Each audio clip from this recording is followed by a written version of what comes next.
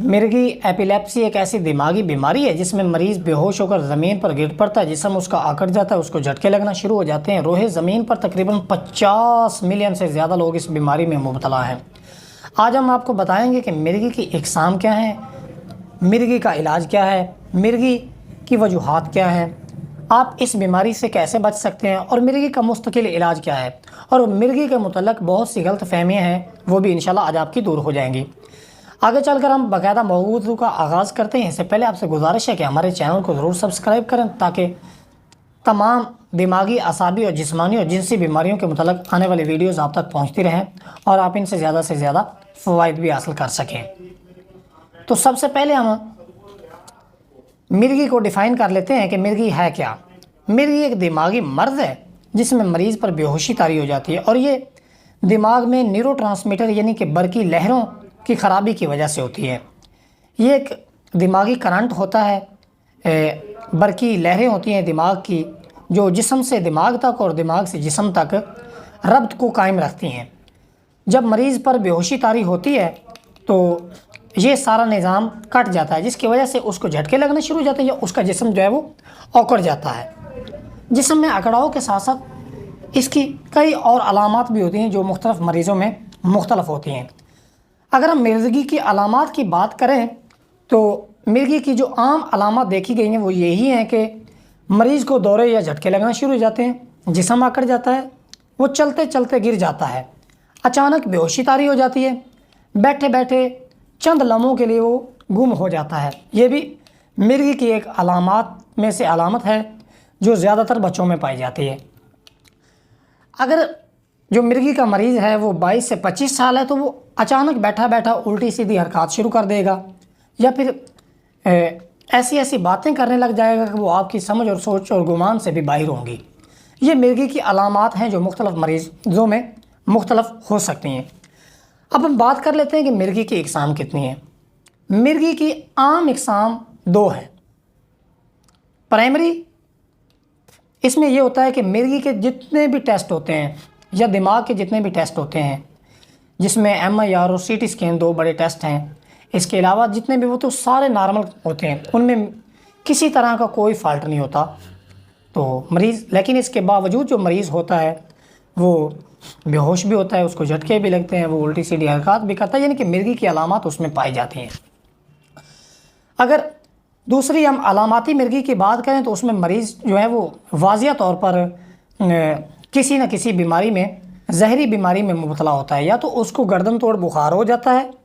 جس کی وجہ سے وہ مرگی جیسی بیماری میں مبتلا ہو جاتا ہے۔ اس کے علاوہ اس کو دماغی خرابی کی وجہ سے، ایکسیڈنٹل پرابلم کی وجہ سے، سٹروک کی وجہ سے، یا بہت زیادہ ڈپریشن، ٹینشن اور انگزائٹی، یہ تقریباً 40+ لوگوں میں زیادہ تر ہوتی ہے۔ یہ عام وجوہات ہیں جو مرگی جس وجہ سے ہو سکتی ہے۔ اس کے علاوہ بھی کئی وجوہات ہوتی ہیں، لیکن یہ جو میں نے آپ کے سامنے بیان کی ہیں یہ بہت زیادہ عام پائی جاتی ہیں کہ بخار کی وجہ سے بھی مرگی ہو جاتی ہے، ٹیومرز کی وجہ سے بھی ہو جاتی ہے، بعض اوقات جو دماغ کے اندر وینز ہوتی ہیں ان کے اندر کلوٹنگ ہو جاتی ہے اور وہ آپس میں الجھنے لگ جاتی ہیں، جس کی وجہ سے مریض پر بے ہوشی طاری ہو جاتی ہے۔ یہ مرگی کی بہت عام علامات ہیں، لیکن ہمارا جو مین مقصد ہے یہاں ویڈیو آپ کے سامنے بنانے اور پیش کرنے کا وہ یہی ہے کہ ہم آپ کو مرگی کے علاج کے بارے میں آگاہی دے سکیں۔ مرگی کا جو عام علاج جو کیا جاتا ہے انگلش ٹریٹمنٹ میں، صرف ایپیوال اور ٹگرال، یہ 2 بڑی ٹیبلٹ ہیں جو کثرت کے ساتھ نہ صرف پاکستان اور انڈیا میں بلکہ پوری دنیا میں لوگوں کو استعمال کروائی جاتی ہیں، لیکن یہ جب تک مریض استعمال کرتا رہے وہ صحت یاب رہتا ہے، لیکن اس کے ذریعے کوئی اس کا پراپر ٹریٹمنٹ بالکل بھی نہیں ہے کہ مریض وہ کہے کہ میں 2 سال 3 سال کھا کے اس سے مستقل طور پہ نجات حاصل کر سکوں، تو ایسا قطعاً بالکل بھی نہیں ہے۔ مستقل علاج کے لیے ضروری ہے کہ مریض کی سب سے پہلے شناخت کی جائے کہ آیا کہ اس کو جو ایپیلیپسی ہے، جو مرگی ہے، اس کی وجہ کیا ہے۔ وجہ کو معلوم کر کے اسباب کو رفع کرنے کی کوشش کی جائے تو آپ اس بیماری سے مریض کو نجات دلا سکتے ہیں۔ حکمہ حضرات اور ڈاکٹر حضرات عام طور پر یہی کرتے ہیں کہ جو ان کے پاس مرگی کا ایک نسخہ ہوتا ہے وہ سب کو فراہم کر دیتے ہیں۔ جس طرح انگلش میڈیسن میں نے آپ کو بتایا کہ ایپیوال اور ٹگرال دی جاتی ہے، ایپیوال اور ٹگرال انشاءاللہ ہمیشہ کے لیے چھوٹ جائے گی، مرگی کا جو مریض ہے وہ مستقل طور پہ ٹھیک ہو جائے گا۔ میں آج آپ کو صرف مرگی کے 3 علاج بتانے والا ہوں۔ میرا مقصد جو تھا وہ آپ کو صرف علاج کے متعلق آگاہی دینے والا تھا کہ مرگی ایک قابل علاج مرض ہے جو صرف 3 طریقہ کار کے علاج سے آپ اس جو ہے وہ خطرناک بیماری سے مریض کو مستقل طور پہ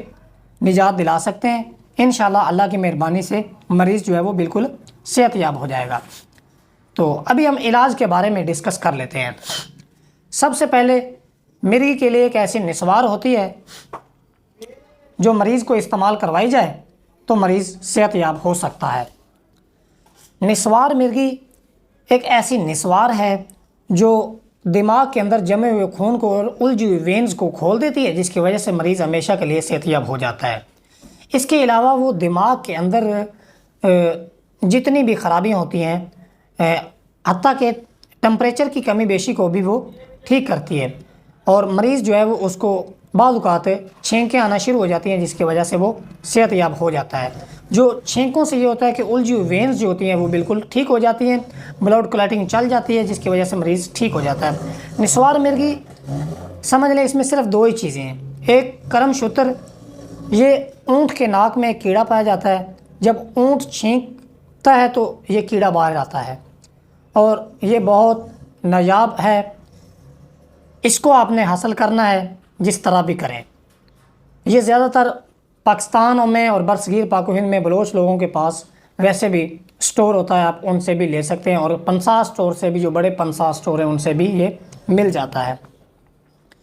اس کے علاوہ کنیر 2 طرح کی ہوتی ہے، ایک سفید کنیر اور ایک لال کنیر۔ آپ نے لال کنیر کے جو ہیں وہ پھول لینے ہیں، 2 تولے لال کنیر کے پھول اور 1 کرم شتر۔ لال کنیر کے پھول جو ہیں ان کو آپ نے چھاؤں میں خشک کر لینا ہے، سائے کے اندر خشک کرنے کے بعد بالکل باریک پیس لیں، اور کرم شتر کو بھی باریک کر لیں۔ جب مریض کو مرگی کا دورہ پڑے، بالکل 1 چٹکی اس کے ناک کے ساتھ مس کریں، مریض بالکل فوراً ایٹ اے ٹائم صحت یاب ہو جائے گا، اور اس کے بعد مریض کو تقریباً 3 ماہ تک دورہ نہیں پڑے گا۔ اب یہ جو نسوار ہے یہ مریض کے کسی گھر والے کے پاس ہونی چاہیے تاکہ دورہ پڑنے پہ وہ ناک کے قریب کر سکے۔ اب 3 ماہ بعد دوبارہ دورہ پڑے گا، 1 چٹکی دوبارہ ناک کے قریب کریں، 2 سے 3 سال تک دورہ نہیں پڑے گا۔ نسوار گھر کے اندر پڑی ہو، 3 سال بعد 4 سال بعد اگر کبھی دورہ پڑ جائے تو صرف 1 بار لگا دیں، انشاءاللہ اس کے بعد پوری زندگی کے لیے کبھی مرگی کا دورہ نہیں پڑے گا اور یہ مرض ہمیشہ کے لیے ختم ہو جائے گا۔ اور علاج کا اصول بھی یہی ہے کہ علاج میں سب سے پہلے دوروں کا دورانیہ کام کیا جاتا ہے، اور تاکہ جو مریض ہے وہ تھوڑا صحت یاب ہو۔ اب ہم بات کر لیتے ہیں کہ کھانے والی میڈیسن میں مریض کو کیا کھلائیں تو مریض جو ہے وہ صحت یاب ہو سکتا ہے۔ نسخہ نوٹ فرما لیں، اس میں آپ نے اود سلیب لینی ہے، اکر کرا لینا ہے، استو